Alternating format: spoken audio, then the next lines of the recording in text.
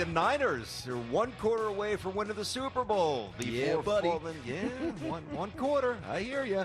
Before falling short, and they've now rewarded head coach Kyle Shanahan with a shiny new 6-year extension. Shanahan was just 10-22 in his first 2 seasons at the helm before last year's surprising 13-3 record and run to the Super Bowl. So, inbounds, out of bounds. The Niners were too quick to give Shanahan the extension. I'm going to say out of bounds. I don't think they were too quick to give him an extension. We know how good of a coach he is as an offensive mind.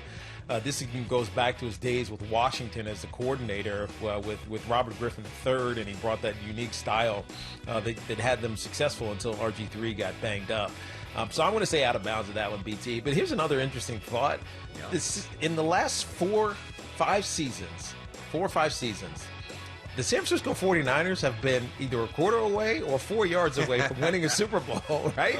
Yeah. But we don't think of them as like a perennial Super Bowl like caliber team. Like they've gotten really close 2 times in the last 5 years. Yeah. It's really interesting to think about. But no, I think it's well deserved. Yeah, I mean, it is definitely deserved. I can make the case. I mean, I'm going to say they were a little bit too quick. I'll say inbounds. I probably would have waited 1 more year. But then again, to empower a guy who, obviously his philosophy in the running game is revered.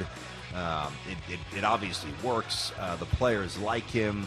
There's, continuity, stability is a great thing. So I just, I remember saying this during the year, like they were not the same. They wound up getting to the Super Bowl, so that almost seems like a contradiction. But they started 8-0, and then the second half of the season, they seemed to be a little bit of a different team. I know why? I'm not sure. Yeah, I don't know. Coasting, complacency, maybe. If that's the case, that's kind of on Shanahan. What do you think? I don't think so. You won nothing. It's I don't not know. like the Pats. They got to the Super Bowl.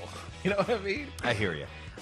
Listen, I think he's really, really good. I would like to see a little bit more, but I can't get mad at this. He's a really good coach. Deion Sanders has been working out with AB, Antonio Brown, vouching for Brown to get back into the NFL. Now, yesterday, Bleacher Report posted a sobering video of primetime telling Brown the story about his 1997 suicide attempt and how he's proud that Brown had the courage to ask for help.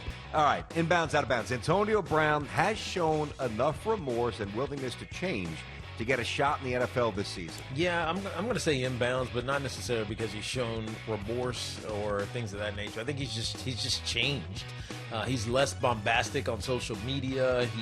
He seems to know that this opportunity that he had. He finally came to the realization that this opportunity that he had to play this great game as a privilege and not something just granted to him because he's Antonio Brown and he's really damn good. So I think perspective has changed him. Sitting out of the game has changed him in a sense. Now we'll see how long that lasts, but I do think he's earned a right to get back into the National Football League. Listen, if somebody wants you, then you could say that you've earned your right back. That stuff with Deion was incredible. But the questions about Antonio Brown. It's one thing to have Deion sharing a story where he contemplated suicide, which is incredibly moving, in 1997. Have I missed Antonio Brown's apology tour? No, that's why I'm saying that's why I said he hasn't been remorseful. He said a word. He's been quiet, and I think according to some reports, he's actually sought help. So he's gotten some counsel, which is a great thing. And this is where I got to stay in my lane and not try to play God. And hopefully the help works here, but I've also got to be honest to my craft and honest to my previous points. I'm going to say out of bounds here. The way the question is worded, has he shown enough remorse? Again, I haven't seen any of it. And here's the other thing. Desperation will sometimes change a person, and maybe this is what's happening to AB, which will be great. But desperation also has a way of forcing people to temporarily change just to kind of get back what they had and then kind of revert back to what they were. And I don't know what's going to happen with this guy. He was so erratic, so close, perilously close to either, God forbid, I don't even want to say.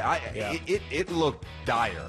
So I would not trust him. I know he's a great talent, but we've seen some raw stuff with AB, and I'm sorry, I'm not convinced. I'm not saying he shouldn't get a chance. What I am saying is that if it's my team, I would not give him that chance. Victor Oladipo burst onto the scene in 2017. From a valuable role player, this is an interesting question, with the Thunder, to the All-Star status with the Pacers. Now, The injuries, we know, forced him to miss nearly 50 games back in 2018.